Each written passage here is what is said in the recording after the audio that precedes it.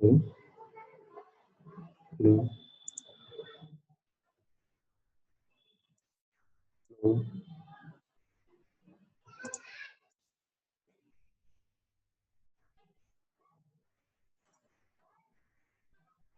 Hello. তা শুনতে পাচ্ছি। এটা কি ক্লিয়ার শোনা যাচ্ছে আমার?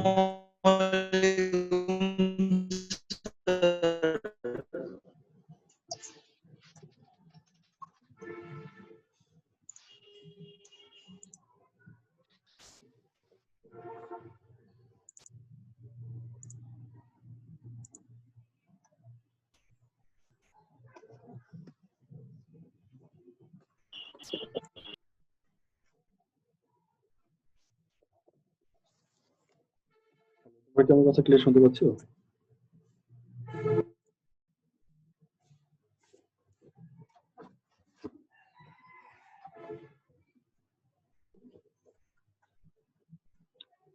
কেউ একজন বলো, রেসপন্স করো।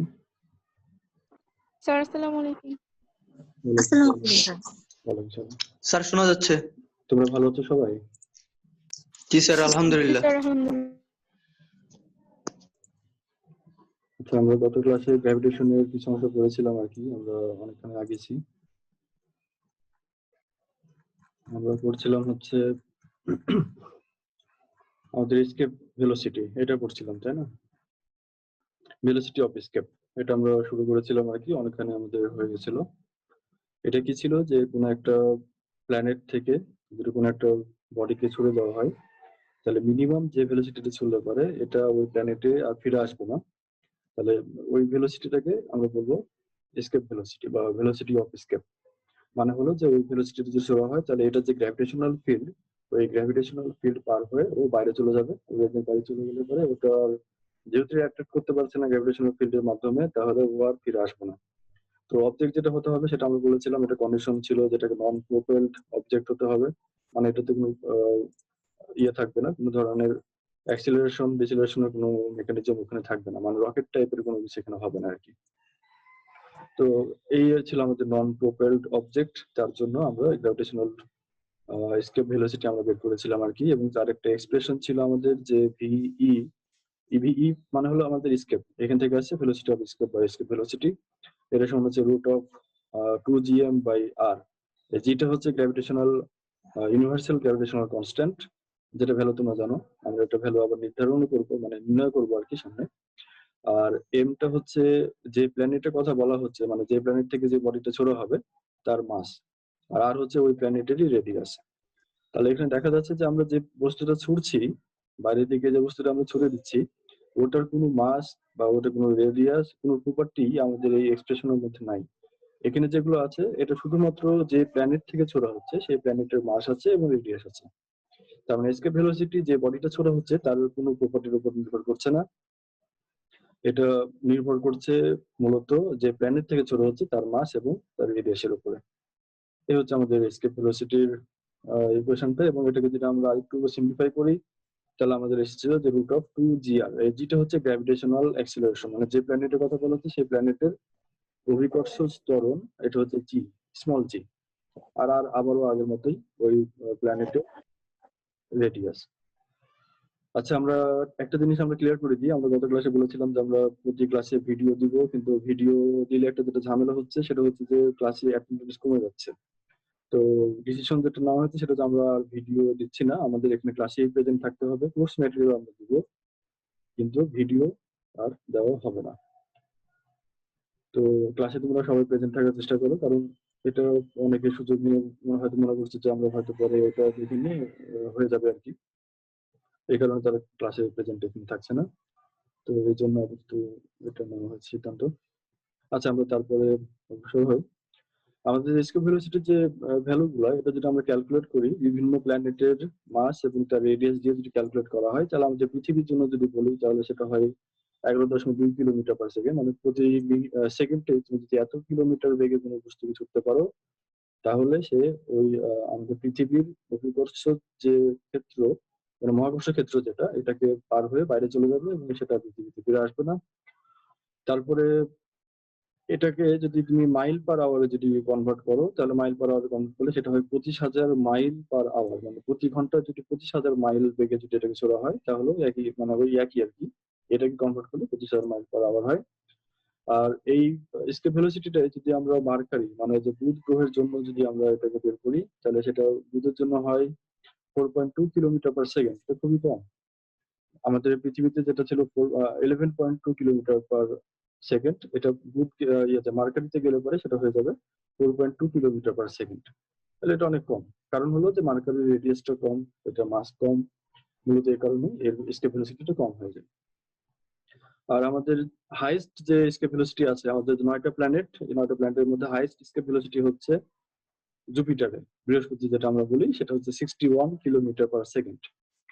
আর এই যে এই সূর্য যেটা, সূর্য যদিও এটা কোনো গ্রহ না, এটা একটা নক্ষত্র, কিন্তু যদি এর উপর থেকে কোনো বস্তুকে ছোড়া সম্ভব হতো, তাহলে তার যে এসকেপ ভেলোসিটি হতো, এটা যদি ক্যালকুলেট করি, এটা মোটামুটি হয় 618 কিলোমিটার পার সেকেন্ড। হিউজ একটা ভেলোসিটি। এত ভেলোসিটি গেইন করা এমনি নর্মাল যে কোনো বডির পক্ষে প্রায় অসম্ভব।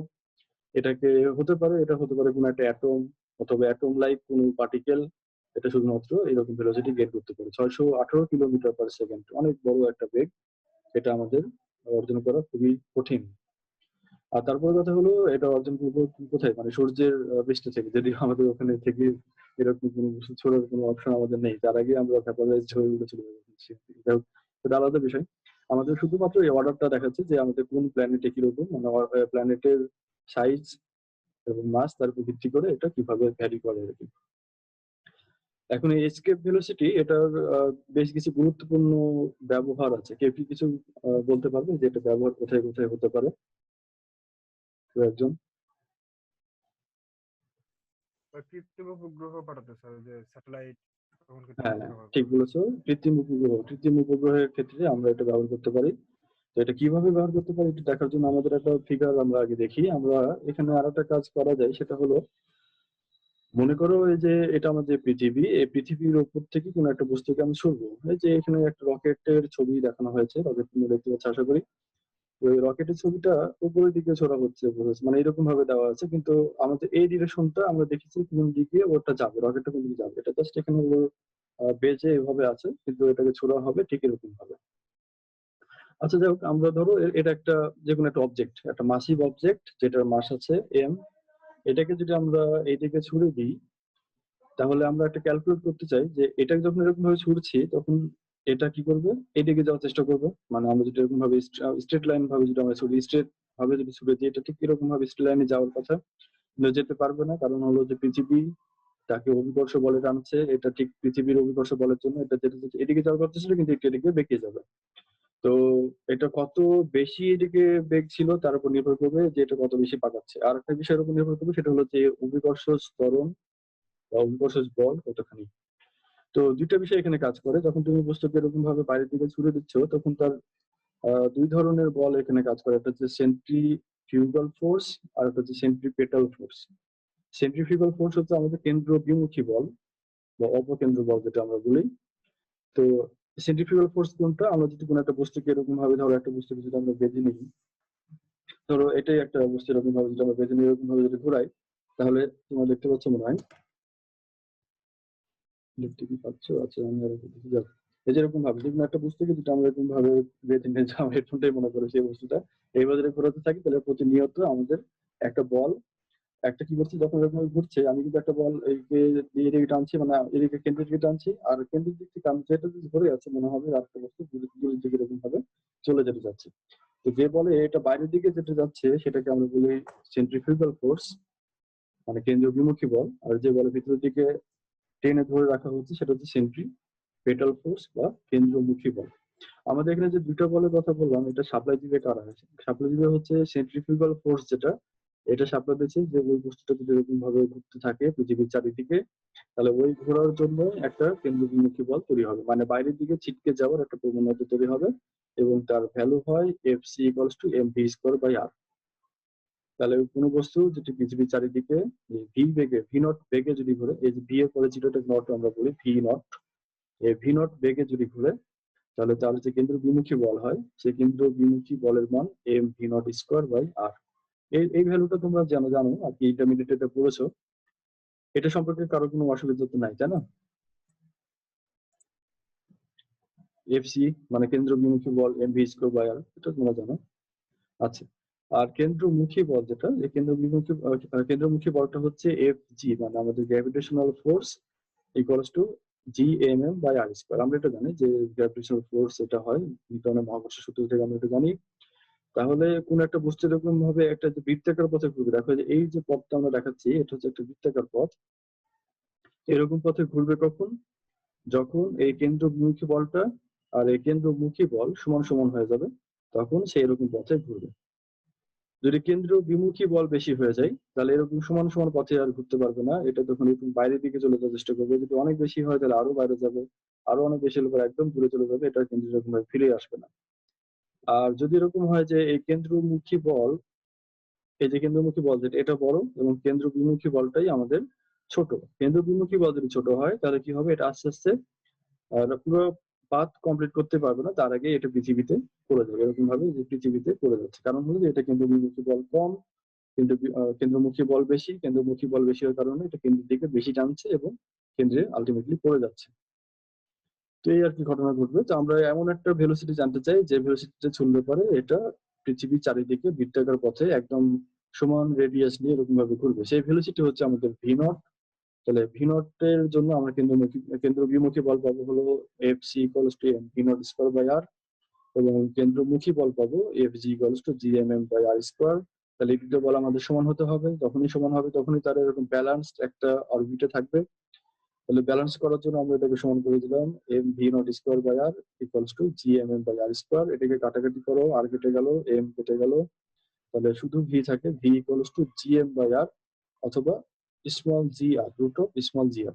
এই দুটো আমাদের ভেলোসিটির ইকুয়েশন, যেটাতে আমাদের ভেলোসিটিটা হচ্ছে পৃথিবী চারিদিকে যে ভেলোসিটিটা ঘুরলে পরে এটা একটা ফিক্সড একটা অরবিটে থাকবে, সার্কুলার একটা অরবিটে থাকবে। এইটুকু বুঝতে কারো সমস্যা আছে কিনা?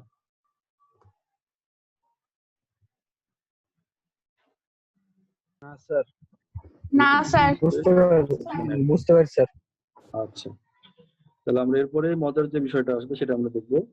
এখন একটু আমরা দেখি যে এই যে স্কেপ ভেলোসিটি যে আমরা ইকুয়েশন আগে লিখেছিলাম ভিই, এটা হচ্ছে দেখো একই রকমের equation, root of two G M by R equals to root of two G আর।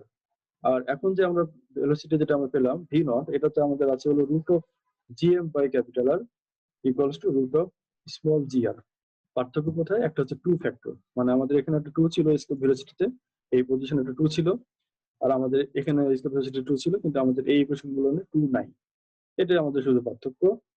তাহলে আমরা ওই স্কেপ ভেলোসিটির সাথে এটা যেটা একটা রেশিও নিই, যেটা কেমন হয় আমরা জানার জন্য, তাহলে কি করবো যে ভি নট বা ভিই, মানে এই যে এখনকার যে ভি নটের যে এক্সপ্রেশন গুলো যেটা পেলাম, এটাকে আমরা ওই স্কেপ ভেলোসিটির এক্সপ্রেশন দিয়ে যদি ভাগ করি, তাহলে এরকম একটা ভ্যালু হয় 1/√2।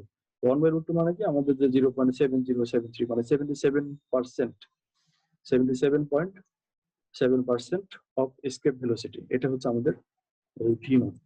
মানে আমাদের যে কোনো একটা প্ল্যানেটের এস্কেপ ভেলোসিটি যত হবে তার 77% ভেলোসিটিতে যদি আমরা কোনো একটা পার্টিকেলকে ছুটতে পারি, তাহলে এরকম ভাবে একটা সার্কুলার পাথে ঘুরতে থাকবে, এটার রেডিয়াস কমবেও না বাড়বেও না। ক্লিয়ার হলো? তো এটা এটা আমাদের একটা গুরুত্বপূর্ণ বিষয়, কারণ হলো যে এই ভি নট আমরা যদি কোনো একটা কৃত্রিম উপগ্রহ চাই, আমরা জানি যে উপগ্রহ হয় দুই রকমের, একটা হচ্ছে প্রাকৃতিক উপগ্রহ আর একটা কৃত্রিম উপগ্রহ। আমাদের পৃথিবীতে কৃত্রিম উপগ্রহ অনেক আছে, অসংখ্য কৃত্রিম উপগ্রহ আছে, কিন্তু প্রাকৃতিক উপগ্রহ শুধুমাত্র একটা, চাঁদ, তাই না? মানে আমাদের যেটা জানি যে গ্রহের চারিদিকে যারা অরবিটিং করে গ্রহকে কেন্দ্র করে, তাদেরকে আমরা উপগ্রহ বলি। এই উপগ্রহগুলো প্রাকৃতিক আছে হলো চাঁদের জন্য একটা, মানে পৃথিবীর জন্য একটা, যেটাকে আমরা চাঁদ বলি। আর এছাড়া আরো অসংখ্য কৃত্রিম উপগ্রহ আমাদের পৃথিবীর চারিদিকে এরকম ভাবে ঘুরে বেড়াচ্ছে। এখন এই কৃত্রিম উপগ্রহের কাজ কি? কে কি বলতে পারবে এই কৃত্রিম উপগ্রহের কাজ কি সংক্ষেপে? একটা দুইটা কাজ বলে হবে, অসংখ্য কাজ আছে। বা তোমরা কি এটা ব্যবহার করছো কিনা? স্যার আবহাওয়ার পূর্বাভাস দেয়। আবহাওয়া পূর্বাভাস দেয়, এটা একটা গুরুত্বপূর্ণ কাজ কৃত্রিম উপগ্রহের। এছাড়া আমরা এখনো ব্যবহার করছি।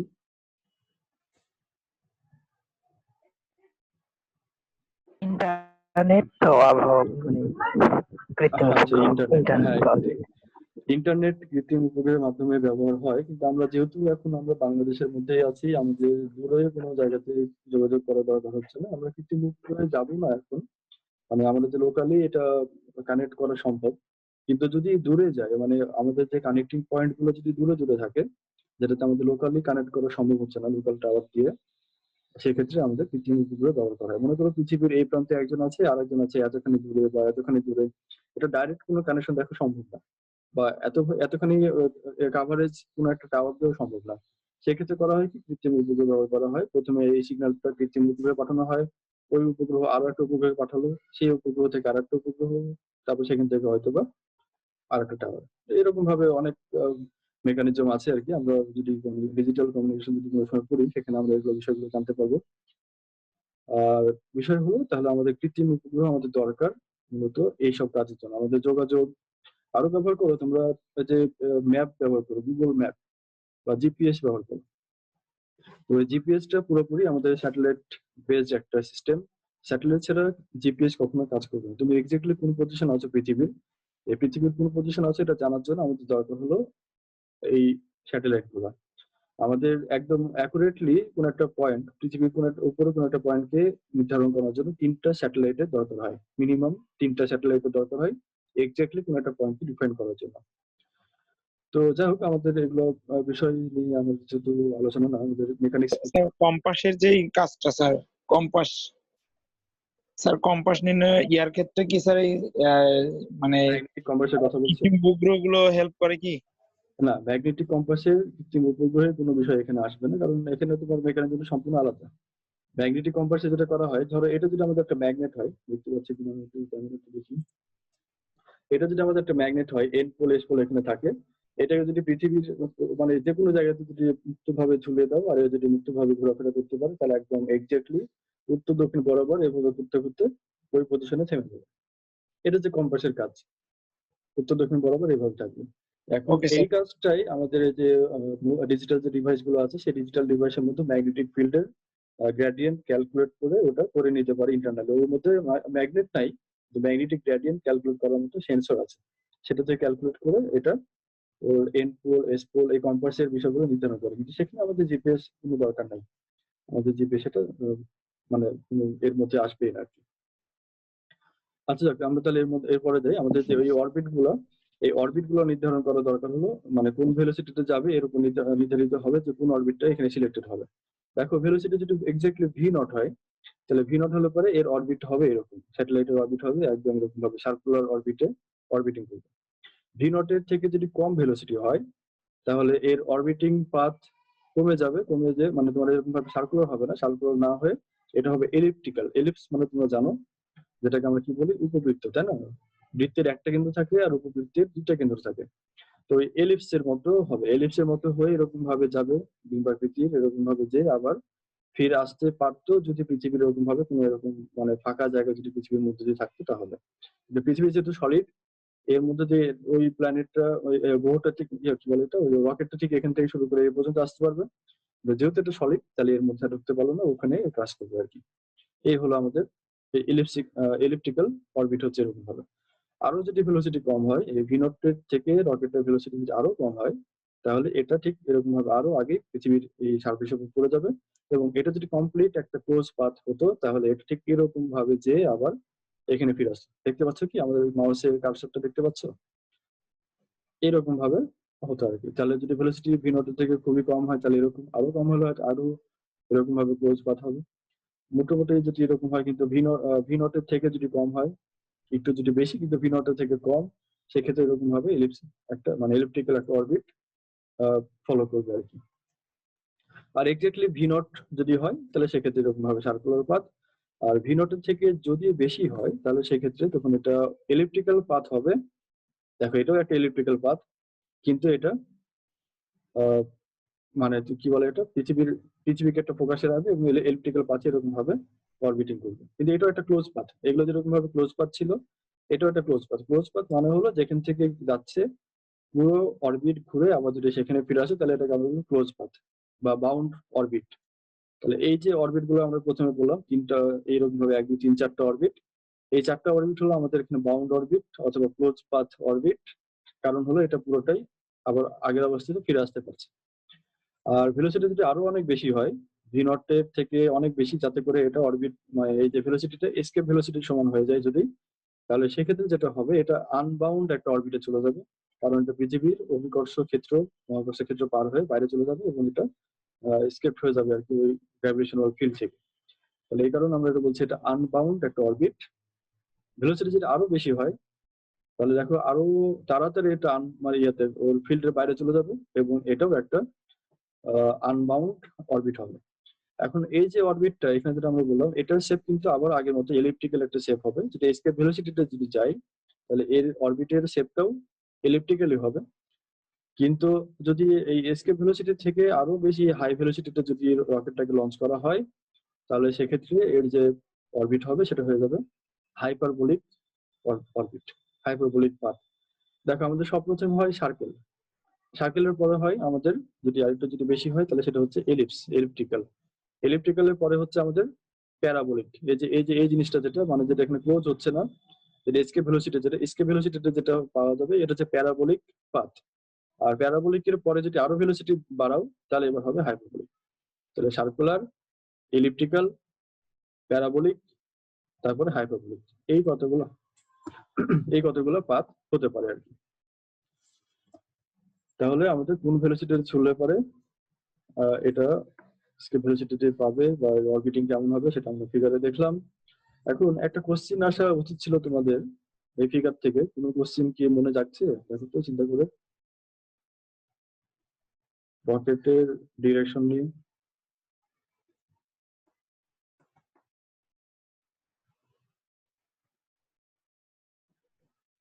কোনো কোশ্চিন মনে যায়নি কারো?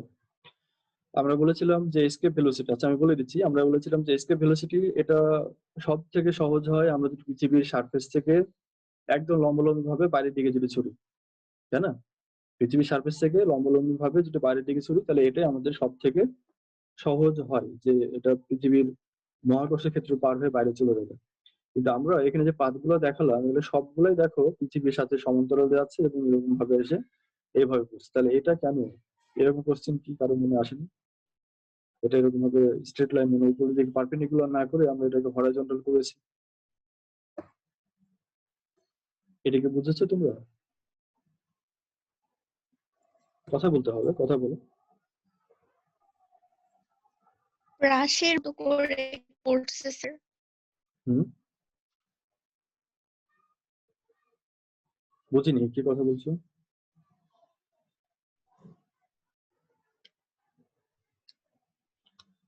ভয় নেই, বলো। আমরা তো ভুল হতে পারে, আমাদের ক্লাসের মধ্যে আছে, আমরা তো জাস্ট এখন ওই যে পড়াশোনা রিলেটেড গল্প করছি, ভুল হতে পারে, এখানে ভয়ের কিছু নাই, বলো, সমস্যা নেই। আচ্ছা যাক, আমি বলে দিচ্ছি। দেখো আমরা যদি পারপেন্ডিকুলারলি এরকম ভাবে যদি ছুঁড়ে দিতাম তো ধরলাম যে আমাদের আগের ফিগারটাকে এইরকম ভাবে দেখো, যদি পারপেন্ডিকুলারলি এরকম ভাবে ছুঁড়ে দিই তাহলে আমাদের ধরেছি যে এই পর্যন্ত আমাদের গ্র্যাভিটেশনাল ফিল্ড আছে, এই গ্র্যাভিটেশনাল ফিল্ডের বাইরে চলে যাচ্ছে। এখন এই যে কাজ যেটা আমরা এখানে যেটা ক্যালকুলেট করেছিলাম ওই ক্যালকুলেশনের সময় আমরা দেখো ধরেছিলাম যে এখানে আমরা ইনিশিয়ালি এমন পরিমাণের গতিশক্তি ওই অবজেক্টটাকে দিব যাতে করে এখন একদম এই পজিশন থেকে এই পর্যন্ত আসতে যে পরিমাণ কাজ হয় ওই কাজের সমান যেন গতিশক্তিটা হয়। তাহলে করে কি হবে, ওই গতিশক্তি ব্যবহার করে সে এটুকু কাজ করবে এবং এর ক্ষেত্রের বাইরে চলে যাবে। তাহলে মূল বিষয় হলো যে এটার যে গতিশক্তি আর এখান থেকে এ পর্যন্ত আসছে যে পরিমাণ কাজ এর দুটো সমান হতে হবে, এটা আমাদের মূল কথা। এখন এই যে কাজটা হবে এই কাজটা হচ্ছে আমাদের একটা এটা বুঝিনি কনজারভেটিভ। স্যার, কি বললেন স্যার? কোনটাই? ওই যে গতিশক্তি দিলাম, দেওয়ার পরে স্যার ওই যে মানে ওর যে ফিল্ডটুকু ওর হ্যাঁ, ওই পাশে গেলে কাজের ক্ষেত্রে কি ও কথাটা বললেন এটা, আপনি? আচ্ছা বুঝুন, আচ্ছা আবার বলছি। এই যে আমাদের এসকে ভেলোসিটি ক্যালকুলেশন করেছিলাম তো ওখানে আমাদের কি ছিল দেখো, আমরা সর্বপ্রথম বলেছিলাম যে এটা মানে একদম যে এই রেডিয়াসটা হচ্ছে আমাদের আর, তাই না? পৃথিবীর রেডিয়াস হচ্ছে আর। তো এই যে আর রেডিয়াস থেকে ইনফিনিটি, ইনফিনিটি মানে হলো এরকম পজিশন গুলোকে আমরা বলছি ইনফিনিটি। তো এই আর থেকে ইনফিনিটি পর্যন্ত যেতে যে পরিমাণ কাজ হয় অভিকর্ষ বলের জন্য এই কাজটা আমরা ক্যালকুলেট করেছিলাম এবং ক্যালকুলেশন করে পেয়েছি এইটুকু কাজ আমাদের করতে হবে কোনো একটা অবজেক্ট যেটা ভর স্মল এম, ওই স্মল এম ভরের একটা অবজেক্টকে পৃথিবীর এখান থেকে এ পর্যন্ত নিয়ে আসছে, কাজের পরিমাণ হচ্ছে এটা। ঠিক আছে, মনে পড়ছে?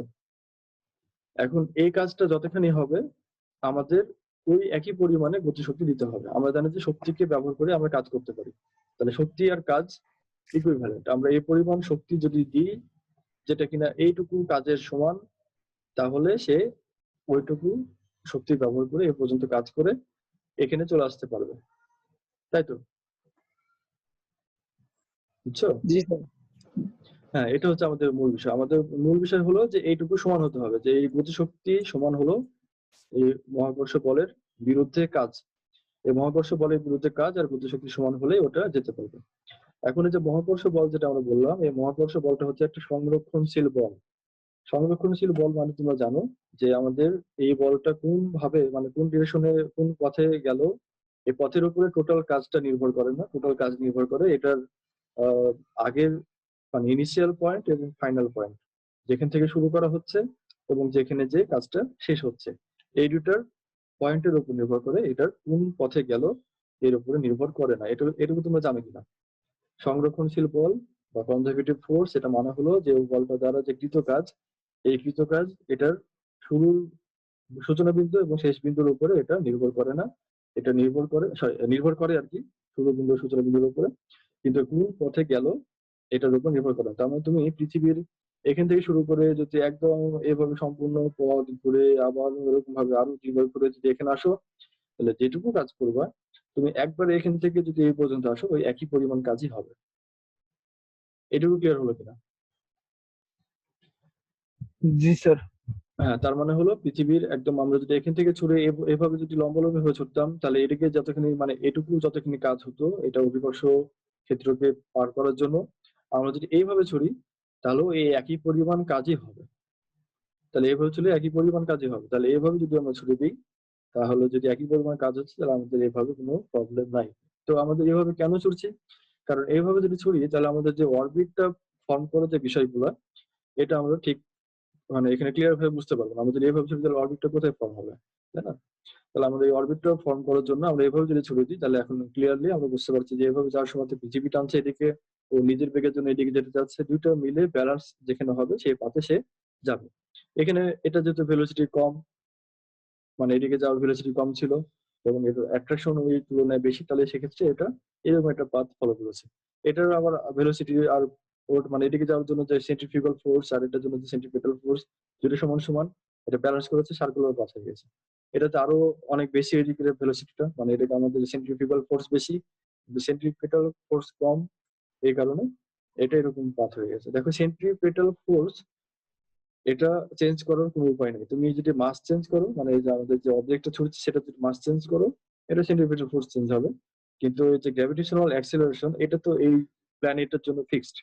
তো যেহেতু প্ল্যানেটের জন্য ফিক্সড, তাহলে এটা আমাদের কোন পথে যাবে, আমাদের ভেলোসিটি কেমন হবে, এটা নির্ভর করছে হলো কত ভরের বস্তু ছুটছো, মানে এবং এটার কি বলে, এটার এই ভেলোসিটি কত সেটাতে ছুটছে, এগুলোর উপরে নির্ভর করবে মূলত আর কি।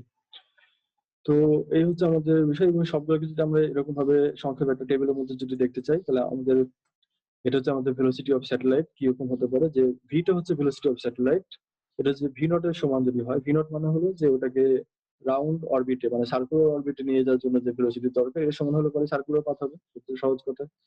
সার্কুলার পাথে যাওয়ার জন্য যে ভেলোসিটি দরকার, এটার জন্য আমাদের স্যাটেলাইটের ভেলোসিটি যদি কম হয়, তাহলে এটা এলিপ্টিক্যাল পাথ ফর্ম করবে এবং পৃথিবীতে ফিরে আসবে।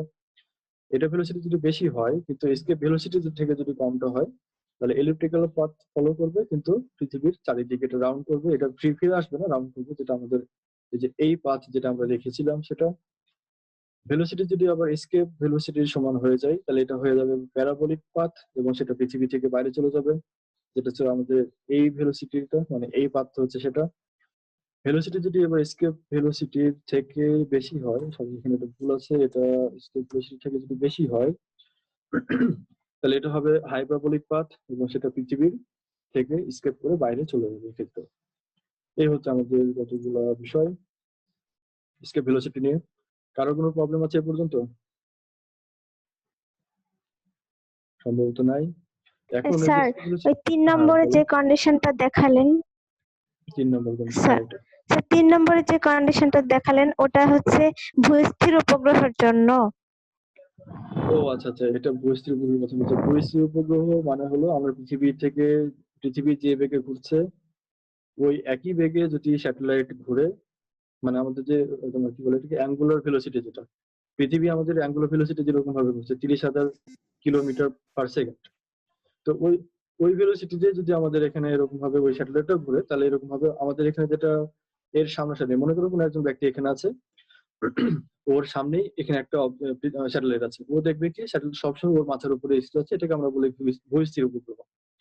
এখন ওই ভূস্থির উপগ্রহ এটা এরকম অরবিটে না, এটা একটা হয় এলিপ্টিক্যাল অরবিট হয়। এটা সমান সমান হলে পরে সরি, এরকম ভাবে যদি সমান সমান হয় তাহলে এটা মানে সার্কুলার হয়, এবং এরকম কন্ডিশন হয় ইলিপ্টিক্যাল। হ্যাঁ, তুমি যেটা বলছো যে এটা ইলিপ্টিক্যাল অরবিট, এটা ভূস্থির উপগ্রহ কিনা, এটা ভূস্থির উপগ্রহ হতেও পারে, আবার ভূস্থির উপগ্রহ নাও হতে পারে। মূলত আমরা এরকম রেঞ্জেই স্যাটেলাইট গুলো রাখি। 3 নম্বর কন্ডিশন যেটা, এই কন্ডিশনটাই মূলত আমাদের পৃথিবী চারিদিকে স্যাটেলাইট গুলো ব্যবহার করে আমরা এরকম কন্ডিশনের মধ্যেই, এটা এসকেপ ভেলোসিটিও না, আবার এটা এমন ভেলোসিটি না যেটা এরকম ভাবে পৃথিবীতে ফিরে আসে। তার মানে এরকম মাঝামাঝি ভেলোসিটির মধ্যে আমরা এই স্যাটেলাইট গুলোকে লঞ্চ করি আর কি। এখন এই লঞ্চের স্পিডের উপর নির্ভর করবে আমরা কোন মানে এটা কি ভূস্থির উপগ্রহ হবে নাকি ভূস্থির উপগ্রহ হবে না। বোঝা গেল কি? লঞ্চের উপর ভিত্তি করে এটা এরকম নির্ভর হয়, এবং সেটা অনেক বড় ভেলোসিটি, সম্ভবত 36,000 কিলোমিটার পার আওয়ার, সম্ভবত 36,000 কিলোমিটার পার আওয়ার এরকম ভেলোসিটিতে যদি যায় এই স্যাটেলাইটটা, তাহলে সেটা জিও স্টেশনারি মানে ভূস্থির উপগ্রহ হয়। এর কম হলেও হবে না, বেশি হলেও হবে না, এবং অনেক লার্জ একটা ভেলোসিটি এটা। বুঝছো সেটা? জি স্যার, বুঝেছি। আচ্ছা, তাহলে আমরা এরপরে যাই। আমাদের এই যে এলিপ্টিক্যাল পাথ, এখানে আরেকটা বিষয় হলো যে আমাদের এলিপ্টিক্যাল পাথ যদি হয়, একটা বিন্দু দেখো, এই যে এই এলিপ্টিক্যাল পাথের উপরে একটা বিন্দু পৃথিবী থেকে খুবই দূরে আছে, আর একটা বিন্দু খুবই কাছে আছে। যে বিন্দুটা খুবই কাছে আছে এটাকে বলা হয় পেরিজি, এই বিন্দুর নাম হচ্ছে পেরিজি। আর যে বিন্দুটা পৃথিবী থেকে অনেক দূরে আছে যেটাকে বলা হয় অ্যাপোজি। একটা হচ্ছে পেরিজি আর একটা হচ্ছে অ্যাপোজি। এই হচ্ছে আমাদের দুটা বিন্দু, সব থেকে কাছের এবং সব থেকে দূরের দুটো বিন্দুর নাম। তো এগুলো সম্পর্কে তোমরা যদি ডিজিটাল কমিউনিকেশন পড়ো আরো ডিটেলস জানতে পারবো। আমাদের এসকেপ ভেলোসিটির বিষয় ছিল, আমরা এটুকুর মধ্যে আপাতত সীমাবদ্ধ থাকি। তারপরে যদি তোমাদের কোনো কোশ্চেন থাকে এই স্যাটেলাইটের বিষয়ে, তোমরা পার্সোনালি পরে আবার যোগাযোগ করতে পারো। আমরা এরপরে আসি ইকুইপটেনশিয়াল সারফেস। ইকুইপটেনশিয়াল সারফেস, আমরা এটার নামের সাথে বুঝতেই পারছি, ইকুই মানে তো আমরা এখানে সময় সমান কিছু একটা বোঝানো হচ্ছে। কেমন সমান, কোন জিনিসটা সমান, সেটা হচ্ছে পটেনশিয়ালটা এখানে সমান হবে। তার মানে ইকুইপটেনশিয়াল সারফেস মানে হলো এর সারফেসের প্রত্যেকটা পয়েন্টে পটেনশিয়ালটা সমান হবে, ইকুয়াল হবে।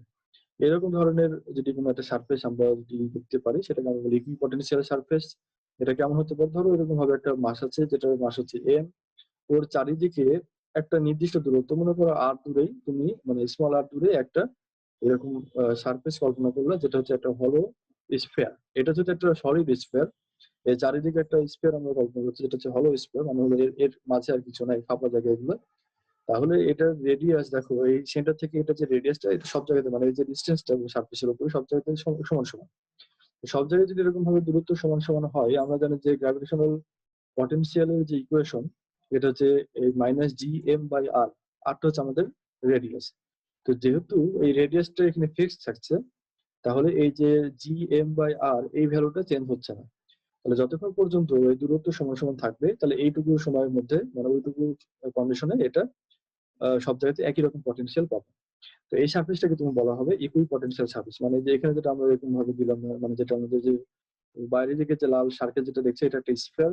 ওই স্পেরিক্যাল যে সারফেসটা, এই সারফেসটা হচ্ছে একটা ইকুই পটেনশিয়াল সারফেস, মানে ওই সারফেসের প্রত্যেকটা পয়েন্টে পটেনশিয়াল সমান থাকবে, এটাকে বলা হয় ইকুই পটেনশিয়াল সারফেস। এটাই আর কি, আর কিছু না। এখন ইকুই পটেনশিয়াল সারফেসের কোন একটা পয়েন্ট, মনে করো এখান থেকে যদি এই পয়েন্টে কোন একটা এম মানে আর একটা বস্তুকে যদি এরকম ভাবে যদি সরিয়ে নিয়ে আসো, তাহলে কি কোনো কাজ করতে হবে? তোমাদের কি ধারণা? এরকম কোন একটা পয়েন্ট যেখানে এটা একটা ইকুই পটেনশিয়াল সারফেস, এর এই পয়েন্ট থেকে আমরা এই পয়েন্ট পর্যন্ত একটা বস্তুকে সরিয়ে নিয়ে আসতে চাই, কোনো কাজ করতে হবে না হবে না? একটু সহজ কথা, চিন্তা করে। হবে না স্যার, হবে না, কারণ হলো এটাতে হবে না কোনো স্যার। পটেনশিয়াল ডিফারেন্স নাই। যেহেতু পটেনশিয়াল ডিফারেন্স নাই, তাহলে এখন আমরা জানি যে পটেনশিয়াল ডিফারেন্স না থাকলে কাজের পরিমাণ শূন্য হয়। পটেনশিয়াল ডিফারেন্স জিরো মানে ওর পটেনশিয়াল এনার্জি চেঞ্জ করতে হচ্ছে না। আমরা এনার্জি চেঞ্জ করি কিভাবে? কাজের মাধ্যমে। আমরা যদি কাজ করি পটেনশিয়াল এনার্জি চেঞ্জ হয়, তাই না? তো আমাদের যেহেতু পটেনশিয়াল এনার্জি চেঞ্জ জিরো, তাহলে কোনো কাজ করতে হবে না। আরেকটা কথা বলা যায়, এরকম ভাবে ইকুইপটেন্সিয়াল সারফেস যদি হয়, ধরো এই কন্ডিশনটাই, তাহলে আমাদের এখানে ওই মহাকর্ষ বল যেটা সেটা কাজ করছে একদম এর সাথে পারপেন্ডিকুলার, সারফেসের সাথে পারপেন্ডিকুলারলি। তো যেহেতু এটা লম্বালম্বি ভাবে বলটা কাজ করছে, আমরা এটা সরাচ্ছি হলো এরকম ভাবে ডান দিকে, যেটা কিনা এর সাথে 90 ডিগ্রি অ্যাঙ্গেলে। তাহলে অ্যাঙ্গেলটা যেহেতু 90 ডিগ্রি, আমরা জানি যে অভিকর্ষ মানে যে কাজের যে ভ্যালুটা W equals to F S cos theta. তো থিটার ভ্যালুটা হয় এখানে 90 ডিগ্রি, কস 90 ডিগ্রি ভ্যালু আমরা জানি জিরো, তাহলে আমাদের কাজের পরিমাণও এখানে জিরো। তো যাক, আমাদের ইকুইপটেন্সিয়াল সারফেসে একটা পয়েন্ট থেকে আরেকটা পয়েন্ট তুমি যত ভরের বস্তুকে নিয়ে যাও, আমাদের কোনো কাজ করতে হবে না। তো এর পরের টপিকে যাই, আমাদের গ্র্যাভিটেশনাল পটেনশিয়াল কোন একটা স্ফেরিক্যাল সেলের জন্য কেমন হবে এটা আমাদের বের করতে হবে। মানে এটা আমরা অলরেডি ক্লাসে করেছিলাম, আমাদের একটু রিপিটেশন হবে আর কি। গ্র্যাভিটেশনাল পটেনশিয়াল কোন একটা স্ফেরিক্যাল সেলের জন্য কেমন হয়, একটা কন্ডিশন হলো যেটা হতে পারে at a point outside the cell। আমাদের যে স্ফেরিক্যাল সেল যেটা আমরা এরকম ভাবে বলছি, এটার আউটসাইডে যদি কোনো একটা পয়েন্ট থাকে যেটা নাম দিয়েছে পি পয়েন্ট, এই পি পয়েন্টে গ্র্যাভিটেশনাল পটেনশিয়াল কত, এটা আমাদের একটা এক্সপ্রেশন বের করতে হবে। আর একটা কন্ডিশন হতে পারে যে পি পয়েন্ট যেটা আমরা এখানে বললাম, পি পয়েন্টটা এই স্ফেরিক্যাল সেলের সারফেসে থাকবে, মানে এরকম কোনো একটা পজিশনে থাকবে, তখন এটা পটেনশিয়ালের ভ্যালু কত। অথবা আরেকটা কন্ডিশন হতে পারে, এবার ওই স্ফেরিক্যাল সেলের মাঝে কোনো একটা পজিশন, এরকম কোনো একটা পজিশন হতে পারে, এরকম পজিশনে নিলে পরে আমাদের ওই গ্র্যাভিটেশনাল পটেনশিয়ালের ভ্যালুটা কেমন হয় এটা আমাদের বের করতে হবে। এই কতগুলো কন্ডিশন আমাদের হতে পারে, আমরা তিনটা কন্ডিশনই পড়বো। প্রথম কন্ডিশন হলো যে এই পি পয়েন্ট মানে যে পয়েন্টে আমরা গ্র্যাভিটেশনাল পটেনশিয়াল বের করতে চাই, এটা স্ফেরিক্যাল সেলের বাইরে, আউটসাইড দ্য স্ফেরিক্যাল সেল। তাহলে এক্ষেত্রে কেমন হবে? এটার জন্য আমরা যেটা করব সেটা হচ্ছে স্পিরিচুয়াল সেল যেটা আমরা বলেছি, এটা তো সলিড না যেহেতু, তো এটাকে আমরা সব প্রথমে স্মল মাসের একটা এলিমেন্ট আমরা ক্যালকুলেট করব। ওই মাসের জন্য পি পয়েন্টে গ্র্যাভিটেশনাল পটেনশিয়াল কত এটা আগে বের করব। এটা বের করার পরে আমরা ওই স্মল যে মাস এলিমেন্ট আমরা বের করেছিলাম, ওই এলিমেন্টের উপরে আমরা যদি ইন্টিগ্রেশন করে দিই একটা লিমিট বসিয়ে, যাতে করে এই টোটাল স্পিরিচুয়াল যে শেপটা আছে এটা যদি আমরা মাস পেয়ে যাই, তাহলে আমরা ওই ইন্টিগ্রেশন করার মাধ্যমে ওটার এই পয়েন্টে কতখানি ইয়া হবে, গ্র্যাভিটেশনাল পটেনশিয়াল হবে সেটা বের করবো। মানে মেইন থিম হচ্ছে এটা আমাদের, যেটা দিয়ে বের করতে হবে, মানে যেটা স্ফেরিক্যাল সেল আমাদের এখানে মানে এই গ্র্যাভিটেশনাল পটেনশিয়াল বের করতে হবে, ওই স্ফেরিক্যাল সেলের একটা ক্ষুদ্র ভর আমরা ধরে নেব, ওই ভরের জন্য পটেনশিয়াল কত এটা বের করবো। এটা যেহেতু ক্ষুদ্র ভর, তাহলে ওটা ক্ষুদ্র পটেনশিয়াল, ওই পটেনশিয়ালকে যদি আমরা ইন্টিগ্রেশন করি, তাহলে আমরা টোটাল এই স্ফেরিক্যাল সেলের জন্য পটেনশিয়াল পেয়ে যাবো। এই হচ্ছে আমাদের মেইন থিম। এখন আমরা সামনের দিকে আগাই। আমরা ধরে নিচ্ছি যে স্ফেরিক্যাল যে সেলটা ছিল, এটা যেহেতু আমাদের মানে একটা থিন স্ফেরিক্যাল সেল, থিন মানে তো বুঝো পাতলা, তো এটার সারফেস মাস ডেনসিটি যেটাকে আমরা বলি যে মাস পার ইউনিট এরিয়া, এটা আমরা ধরে নিচ্ছি সিগমা। সারফেস মাস ডেনসিটি এটা হচ্ছে সিগমা। এটা কোনো কোনো বইয়ে রো ধরতে পারে, অন্য কোনো প্যারামিটার এখানে ধরতে পারে, তো আমরা এটা সিগমা ধরেছি একটা কমন ভাবে, যেহেতু সারফেস মাস ডেনসিটি মিল আছে, এটাও সারফেস এস দিয়ে, সিগমাও এস দিয়ে, তাহলে সারফেস মাস ডেনসিটি এটা হচ্ছে আমাদের সিগমা ধরলাম। আচ্ছা, তাহলে এখন আমরা যেটা কাজ করব সেটা হচ্ছে যে এটার উপরে আমরা একটা ছোট স্ট্রিপ কল্পনা করে নিই, যে স্ট্রিপটা হচ্ছে CEFD, একটা স্ট্রিপ মানে হচ্ছে একটা স্পেক্টার সেল, মানে তো বুঝো একটা ফুটবল, এই ফুটবলের উপরে এরকম ভাবে স্পেক্টার যেটা আমরা শেপ কল্পনা করে নিই একটা এরকম ভাবে। তো এই শেপটা থেকে মানে যে স্ট্রিপ যেটা আমরা কল্পনা করলাম, এই স্ট্রিপের এটা আমাদের এখানে আমরা ধরে নিচ্ছি এত অল্প, এটা মাসটা খুবই কম। এই মাসের জন্য আমরা পি পয়েন্টে গ্র্যাভিটেশনাল পটেনশিয়াল বের করবো, তারপরে টোটাল মাসের জন্য মানে টোটাল সেলের জন্য আমরা এটা ইন্টিগ্রেশন করে বের করে ফেলবো। তাহলে আগে এটার জন্য বের করার জন্য আমাদের এইটুকু স্ট্রিপের কতখানি ভর এটা জানা দরকার। এখন ভর জানবো কিভাবে? আমরা জানি যে ডেনসিটিকে যদি আমরা ভলিউম দিয়ে গুণ করি তাহলে মাস পাওয়া যায়, কিন্তু আমাদের এখানে এটা হচ্ছে সারফেস ডেনসিটি, সারফেস মাস ডেনসিটি। তাহলে এই সারফেস মাস ডেনসিটিকে যদি আমরা সারফেস দিয়ে যদি গুণ করি, সারফেস এরিয়া দিয়ে যদি গুণ করি, তাহলে মাস পাবো। তাহলে দুই রকমের ডেনসিটি হয় আমাদের এখানে। মাসের ডেনসিটি হচ্ছে দুই রকমের হয়, একটা হচ্ছে ভলিউম ডেনসিটি আর একটা হচ্ছে সারফেস ডেনসিটি। ভলিউম ডেনসিটি মানে হলো পার ইউনিট ভলিউমে কতখানি মাস আছে এটা, আর সারফেস ডেনসিটি মানে হলো পার ইউনিট সারফেস এরিয়াতে কতখানি মাস আছে, এটাকে আমরা বলি সারফেস মাস ডেনসিটি। তো যদি আমরা ইউনিট এরিয়া করতে চাই, ইউনিট এরিয়া করতে জন্য আমাদের এটাকে ওই এরিয়া দিয়ে ভাগ করতে হবে, তাই না? তাহলে ভাগ, আমরা এটাকে করি, তাহলে এটাকে যদি আবারও এরিয়া দিয়ে যদি গুণ করা হয় তাহলে আমাদের মাসটাই ফিরে আসছে। ঠিক এরকম ভাবে আমাদের ক্যালকুলেশন করা হয়। সরি। তাহলে আমরা যেটা করি, এটা ওই যে স্টেপ যেটা আমরা কল্পনা করেছি, ওই স্টেপের উপর থেকে আমরা একটা লাইন জয়েন করি পি পয়েন্ট পর্যন্ত, যেটা আমরা দূরত্ব ধরে নিয়েছি এক্স। এক্স কেন? কারণ যে স্টেপ যেটা আমরা কল্পনা করেছি এটা এ পয়েন্টে হতে পারে, এ পয়েন্টে হতে পারে, এরকম হতে পারে, যে কোনো জায়গাতে হতে পারে। এটা এইটুকু স্ফিয়ারের মধ্যে যে কোনো পজিশন হতে পারে। এটা যেহেতু ভ্যারিয়েবল, আমরা এটাকে ধরে নিয়েছি এক্স, তাহলে কিন্তু দূরত্ব এটা এক্স। এখন এই যে স্টেপ যেটা ধরে নিয়েছি, তাহলে এটার একটা লোয়ার পয়েন্ট আছে, আপার পয়েন্ট আছে, এই দুটোর মাঝে যদি আমরা একটা এরকম সেন্টারের সাথে জয়েন করি, তাহলে ওই জয়েনিং লাইন গুলা একটা অ্যাঙ্গেল তৈরি করবে, যে অ্যাঙ্গেলটার নাম হচ্ছে ডি থিটা।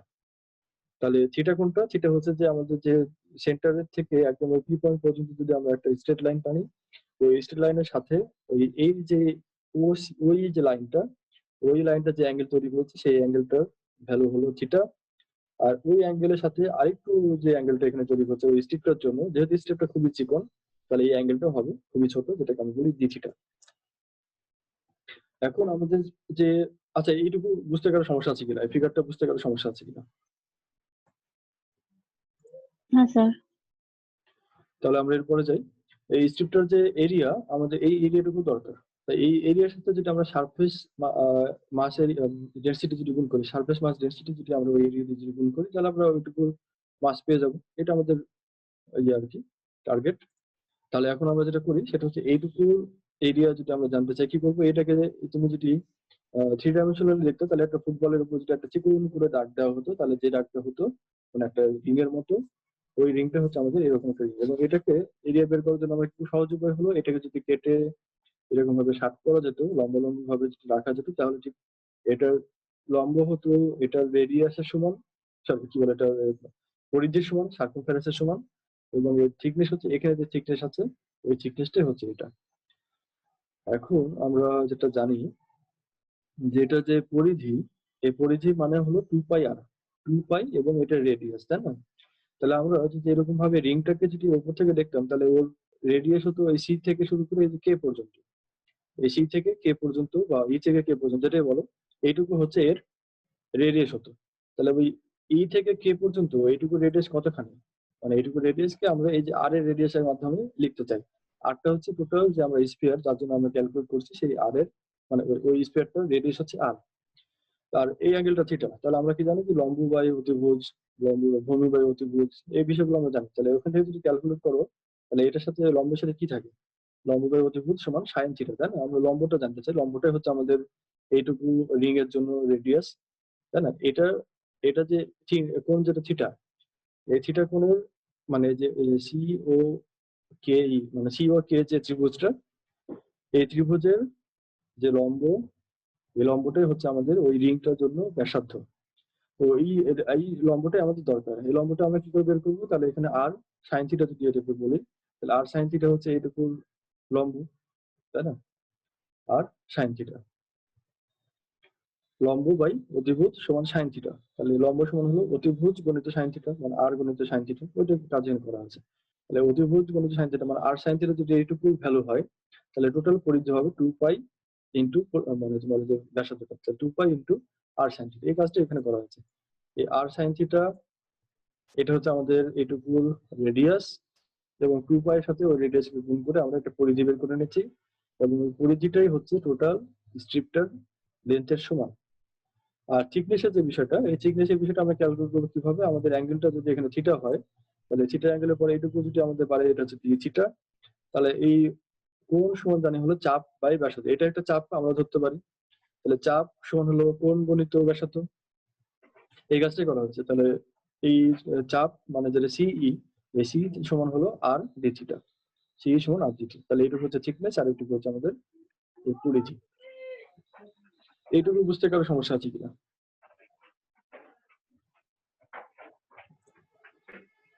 অপূর্ব বিশ্বাস কিছু বলতে চান?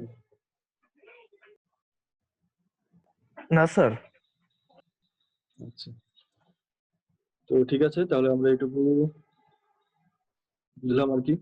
এখন এটা তাহলে এরিয়া কি করে পাবো? আমাদের এইটুকু যে স্টেপটা, এটা যদি কেটে এরকম ভাবে লম্ব লম্ব ভাবে শার্ট করা হয়, তাহলে এরকম ভাবে যেহেতু আসছে, আমরা এটা বলতে পারি লম্ব, আর এটা হচ্ছে আমাদের মানে কি বলে এটাকে, লম্ব গণিত দৈর্ঘ্য গণিত প্রস্থ যেটা বলো আর কি, দৈর্ঘ্য গণিত প্রস্থ। তাহলে এটা হচ্ছে আমাদের দৈর্ঘ্য, এটা প্রস্থ গুণ করলে পরে কি পাওয়া যায়? এটা এরিয়া পাওয়া যায়।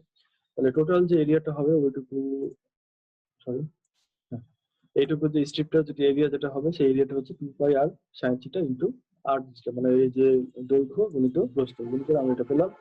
এখন এটা যদি আমরা মাস জানতে চাই, মাস জানার জন্য কি করবো? ওই যে সিগমা যেটা আমরা বলেছিলাম, যে সারফেস মাস ডেনসিটি, ওটা দিয়ে যদি একে গুণ করে দিই, তাহলে আমরা পেয়ে যাবো এটা মাস, যেটা হচ্ছে ক্ষুদ্র একটা মাস এলিমেন্ট। তাহলে এই ক্ষুদ্র মাস এলিমেন্টের জন্য আমরা এটাকে বলতেই পারি, এটা হচ্ছে ডিএম বলতে পারি এটাকে, বুঝছো? তাহলে ক্ষুদ্র মাস বলছি, তাহলে এটা ডিএম সমান হলো এই জিনিসটা। তাহলে এটাকে আমরা যদি আর কে গুণ করে যে স্কোয়ার হলো, এটুকু বুঝতে কারো সমস্যা নেই, সিম্পল ক্যালকুলেশন। তাহলে এটা আমাদের অল্প পরিমাণ মাস আমরা পেয়ে গেছি। এখন এই মাসের জন্য যে পরিমাণ পটেনশিয়াল হবে পি পয়েন্টে, এটা হচ্ছে ডিভি হবে, যেহেতু আমাদের মাসটা অল্প, ডিএম, তাহলে ওর জন্য পটেনশিয়ালটা হবে অল্প, যেটা হচ্ছে ডিভি। তাহলে ডিভি আমরা পটেনশিয়াল সমান জানি হলো মাইনাস জি, মানে gravitational, universal gravitational constant Times এখানে থাকে মাস ডিভাইডেড বাই এর ডিস্টেন্স। তাহলে এটা টোটালটা উপরে মাস হয়, এবং নিচে হয় এর ওই মাসটার ডিস্টেন্স ক্যালকুলেশন পয়েন্ট পর্যন্ত। এটা আমরা জানি যে DV equals to GM by R, এটা আমরা আগে পড়েছি। তাই সেভাবে তাহলে আমাদের এখানে মাস যেহেতু এটা, আমরা আরেক লাইন এখানে করতেই পারি। এটা সমান হলো, ধরো এটা আরেক লাইন করে দিই।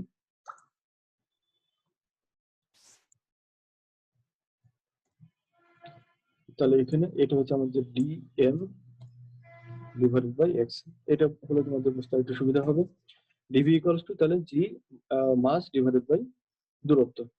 তাহলে ডিএম হচ্ছে আমাদের এখান থেকে এটুকু মাস, এটা হচ্ছে দূরত্ব, হচ্ছে এখান থেকে ক্যালকুলেশন পয়েন্ট হচ্ছে পি, এই ক্যালকুলেশন পয়েন্ট পি পর্যন্ত আমাদের দূরত্ব এক্স, এটাতে ভাগ করে দিলাম। এখন এই যে ডিভিটা আমরা পেয়ে গেছি, এই ডিভিটা থেকে আমরা এটার টোটাল পটেনশিয়ালটা বের করতে চাই। তার আগে আমাদের আরো কিছু কন্ডিশন আছে। দেখো এখানে আমাদের বেশ কিছু ঝামেলা আছে, এগুলো চেঞ্জ করি। আমাদের কিছু চেঞ্জ করার জন্য যে এক্সট্রা আমাদের কি করতে হবে, একই রকমের প্যারামিটার নিয়ে আসতে হবে। ডিথিটাও এখানে চেঞ্জ হয়, এক্সও চেঞ্জ হয়। তো এতগুলো প্যারামিটার নিয়ে আমাদের ইন্টিগ্রেশন করা কঠিন, আমরা এটাকে একটা প্যারামিটারের মাধ্যমে নিয়ে আসতে চাই। এই কারণে এক্সট্রাকে আমাদের চেঞ্জ করা দরকার। তো এক্সচেঞ্জ করবো কিভাবে? আমাদের দেখো এই যে এই ইওপি একটা ত্রিভুজ, এটা সমকোণী ত্রিভুজ না। আমরা সমকোণী ত্রিভুজের জন্য যেটা জানি সেটা হচ্ছে অতিভুজের স্কয়ার সমান লম্ব স্কয়ার যোগ ভূমি স্কয়ার, এটা আমরা জানি। কিন্তু যদি এটা সমকোণী ত্রিভুজ যদি না হয়, তাহলে এটার জন্য একই রকম একটা ফর্মুলা আছে। এটা হচ্ছে এরকম ভাবে অতিভুজের স্কয়ার, মানে এখানে যেটা দেখানো হচ্ছে দেখো, এই ওইপি যেটা ওইপি, এই ত্রিভুজটার যে আহ, অতিভুজের স্কোয়ার, অতিভুজের আমরা ধরি সব থেকে ইয়া যেটা, এটা অতিভুজের স্কোয়ার সমান হলো, মানে এটা যদি আমরা এরকম ভাবে অ্যাঙ্গেলটা যদি এখানে হতো, এই অ্যাঙ্গেলটা যদি এখানে হতো, তাহলে 90 ডিগ্রি হতো। তাই এই সামনে যেটা আছে এটা আমাদের অতিভুজ ধরে নিতে হচ্ছে। তাহলে এটুকু যদি আমরা অতিভুজ ধরে নিতাম, তাহলে এটা স্কোয়ার সমান হলো এটার ভূমি স্কোয়ার, ভূমিটা হচ্ছে আমাদের এখানে ওপি, এবং এখানে এটা লম্ব স্কোয়ার সমান হচ্ছে ওই, যদি এখানে আমাদের অ্যাঙ্গেলটা 90 ডিগ্রি না, তাহলে ওপি ওই মাইনাস এইটুকু অংশ যেটুকু আমরা এখানে করলাম এটার cos থিটা, মানে এই অ্যাঙ্গেলটা যেটুকু আমাদের এখানে বেশি ধরে নিয়েছি, এইটুকু আমাদেরকে মাইনাস করতে হবে। এটা নিয়ে একটা উপপাদ্য ছিল তোমাদের 9-10-এ, এটা হয়তো পড়েছো। তাহলে আমরা যদি পুরো মানে ট্রায়াঙ্গেলটা যদি এরকম ভাবে রাইট অ্যাঙ্গেল ট্রায়াঙ্গেল যদি না হয়, এটা যদি সমকোণী ত্রিভুজ যদি না হয়, তাহলে সেক্ষেত্রে এটা নিয়ম হলো এরকম একটা মাইনাস টার্ম থাকবে, এবং যেটুকু আমরা একটু বেশি নিয়েছিলাম এটা আমরা এখানে মাইনাস করে দিলাম। এখন এই ইপিটা হচ্ছে এটা থেকে এটুকু দূরত্ব, যেটা হচ্ছে এক্স। ওই ওইটা হচ্ছে আমাদের ওই সার্কেলটার মানে স্পেয়ারটার রেডিয়াস হলো ওই, এটা আমরা ক্যাপিটাল আর দিলাম। ওপি ওপি মানে হলো ওই যে সেন্টারটা, স্পেয়ারের সেন্টার থেকে শুরু করে পি পয়েন্টের দূরত্ব, সেটা হচ্ছে স্মল আর।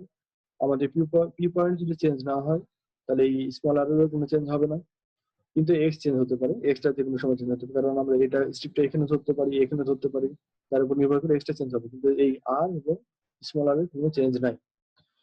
তারপরে ওই ভ্যালু গুলো এখানে বসে দেয়, তাহলে এটা আমাদের ফাইনালি এই এক্সপ্রেশনটা আমরা পাচ্ছি।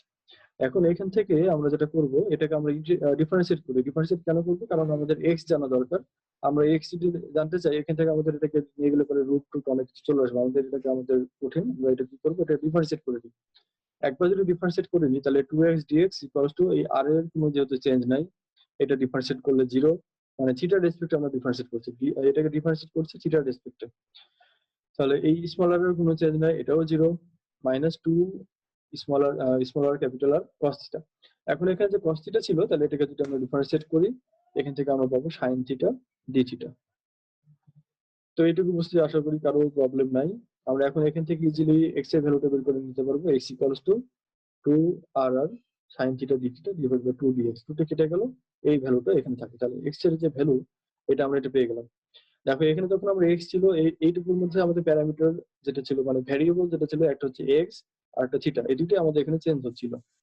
কিন্তু যদি আমরা এটা নিয়ে নিই, তাহলে এখানে আমাদের ওই x টা আর থাকছে না, যেটা আমরা x এর ভ্যালুটা এখানে বসাতে পারছি, এই জন্য আমরা এটা নিলাম আর কি। তাহলে x এর ভ্যালুটা ওই এক্সপ্রেশনে বসাও, বসানো হলে আমরা dv ইকুয়ালস টু পাবো, এই যে একদম সেম টু সেম যা ছিল, আমরা এটা ওই x এর ভ্যালুটা এখানে বসিয়ে দিয়েছি। বসানোর পরে এটাকে ক্যালকুলেশন করে কাটাকাটি করো, কাটাকাটি করে এইটুকু আসে আর কি। তাহলে 2 pi R sigma divide by R into DX. এই 2 পাই আর সিগমা বাই আর জি, এগুলো সবগুলোই কনস্ট্যান্ট। তাহলে এগুলো আমাদের ইন্টিগ্রেশনের এখন একদমই সহজ হয়ে গেছে। এখন আমাদের ইন্টিগ্রেশনটা করে ফেলবো, যাতে করে ডিভি থেকে ভিটা পেয়ে যাই। এখন উপায় হলো, তাহলে এখন যেটা করবো, এই ডিভি কে যদি আমরা ইন্টিগ্রেশন করি, ভি মানে এখানে ইন্টিগ্রেশন যখন করছি, আমাদের লিমিট হবে এক্স রিলেটেড। আগে যেটা বলেছিলাম আর কি, যেহেতু ডিএক্স আছে, তাহলে এক্স রিলেটেড লিমিট হবে। এখন এক্সটা কি ছিল, আমরা আগে ফিগারে ফিরে যাই। এক্স হচ্ছে ওই যে স্ট্রিপটা থেকে পি এর দূরত্ব। তাহলে এটা মিনিমাম ভ্যালু হতে পারে কেমন? স্ট্রিপটা যদি একদম এই মাথায় কল্পনা করি, এখানে যদি কল্পনা করে নিই, সরি, তাহলে এইটুকু হচ্ছে আমাদের এক্স হবে, যেটা হচ্ছে মিনিমাম। এবং ওই স্ট্রিপটা যদি একদম এই মাথায় হয়, তাহলে এইটুকু হচ্ছে সম্পূর্ণ এক্স হবে, সেটা আমাদের ম্যাক্সিমাম। তাহলে যখন স্ট্রিপটা এখানে এইটুকু থেকে এইটুকু যে ভ্যালু, এটা মিনিমাম ভ্যালু হতে পারে এই যে টোটাল এই আর, মানে যে স্মল আর মাইনাস ক্যাপিটাল আর। তাহলে এটার লোয়ার লিমিট হবে স্মল আর মাইনাস ক্যাপিটাল আর, এবং আপার লিমিট হবে, তাহলে এইটুকু তো আছেই স্মল আর প্লাস আরো এইটুকু অংশ মানে ক্যাপিটাল আর। তাহলে লোয়ার লিমিট হলো স্মল আর মাইনাস ক্যাপিটাল আর, মানে এখান থেকে এইটুকু হচ্ছে আমাদের লোয়ার লিমিট, এখান থেকে এইটুকু। আর আপার লিমিট হলো এই পি পয়েন্ট থেকে একদম এই বি পর্যন্ত, এটা হচ্ছে আমাদের আপার লিমিট। এইটুকু লিমিটের মধ্যে যদি আমরা এটাকে ইন্টিগ্রেশন করি, তাহলে দেখো এই যে এক্স এর আপার লিমিট হচ্ছে, সরি, লোয়ার লিমিট হচ্ছে স্মল আর মাইনাস ক্যাপিটাল আর, এবং আপার লিমিট হচ্ছে স্মল আর প্লাস ক্যাপিটাল আর। এইটুকু লিমিটের মধ্যে আমরা এটাকে ইন্টিগ্রেশন করবো, তাহলে আমরা টোটাল ভি পেয়ে যাবো। তাহলে এই জি স্মল আর ক্যাপিটাল আর এগুলো বাইরে চলে গেল, স্মল আর থেকে এটুকুর মধ্যে আমরা এটাকে ইন্টিগ্রেশন করছি। এটাকে ইন্টিগ্রেশন করলে পরে তুমি এক্স পাও, আপার লিমিট লোয়ার লিমিট যদি বসে দাও, মানে আপার লিমিট মাইনাস লোয়ার লিমিট, তাহলে এই ভ্যালুটা আছে। এখন যে 4 পাই আর স্কোয়ার, এটা হচ্ছে আমাদের ওই স্কোয়ারের সারফেস এরিয়া। সারফেস এরিয়ার সাথে যদি আমি সিগমা গুণ করি, তাহলে এটা হয়ে যায় মাস। তাহলে সারফেস এরিয়া টাইমস সিগমা, এটা হচ্ছে আমাদের যেহেতু মাস হলো, এটাকে আমরা যদি এম লিখি, তাহলে আমাদের টোটাল এক্সপ্রেশনটা হয় V equals to minus G M by R, যেটা আমরা জানি আর কি। তাহলে V equals to minus G M by R. তাহলে এটা যদি পয়েন্টটা যদি বাইরে হয়, তাহলে আমাদের এটা এই এক্সপ্রেশন আসে। তো আজকে আর সময় নাই, তোমাদের 12টা থেকে এরপরে একটা ক্লাস আছে। আমরা এর পরের ক্লাসে আমরা এখান থেকে শুরু করবো। তোমাদের এর পর্যন্ত কোনো প্রবলেম আছে কিনা? না স্যার। এরপরে তোমাদের রহিম স্যার ইলেকট্রিসিটি ম্যাগনেটিজম ক্লাসটা নেবেন, তোমরা হয়তো জানো।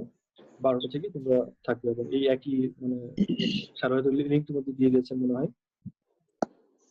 তো যেহেতু যদি কোনো প্রবলেম না থাকে, আমরা এখানে শেষ করি। ইনশাল্লাহ সামনের দিন আবার দেখা হবে। সবাই ভালো থেকো। আচ্ছা, আল্লাহ হাফিজ।